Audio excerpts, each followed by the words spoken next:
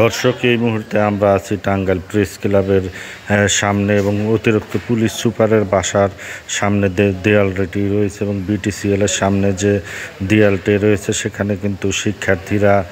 তাদের মনের ভাব প্রকাশের জন্য তাদের হাতের আঁকুনির মাধ্যমে কিন্তু তারা বোঝাতে চেষ্টা করতেছেন এবং তারা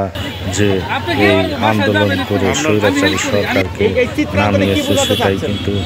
তাদের আঁকুনির মাধ্যমে যাতে পরবর্তীতে দেশটা সুন্দরভাবে চলে সেই আঁকুনির মাধ্যমে কিন্তু তারা অঙ্কন করতেছে এবং অঙ্কন করে আমাদেরকে বুঝিয়ে দিচ্ছে। ভিডিওটি না টেনে বিস্তারিত নিজেরা দেওয়ালগুলো ঘষে পরিষ্কার করছি, পরিষ্কার করে আমরা যে এখন একটা স্বৈরাচারী শাসক থেকে মুক্তি পাইলাম, কিভাবে হইলো, আমরা এখন কি চাই, সেসব কি ঘটলো, বিভিন্ন সিম্বল আমরা বিভিন্ন চিত্রের মাধ্যমে প্রকাশ করতেছি এবং স্বাধীনতা রক্ষা করতে চাইতেছি। এখন আমরা স্বাধীনতা অর্জন করছি, বিভিন্ন থিম আর কি আমরা চিত্রের মাধ্যমে প্রকাশ করতেছি। মানে চিত্রের মাধ্যমে দিয়ে আপনারা আপনাদের মনের ভাবগুলো প্রকাশ করছেন এবং অর্থাৎ স্বাধীনতাটাকে আরো সুন্দর করার চেষ্টা করতেছি এটার মাধ্যমে। চমৎকার উক্তি, চমৎকার উক্তি কিন্তু তারা লিখছে এবার স্বাধীনতা রক্ষা করার পালা। আমি যদি লেখাগুলো তারা লিখে ফেলছে এবং তারা লেখা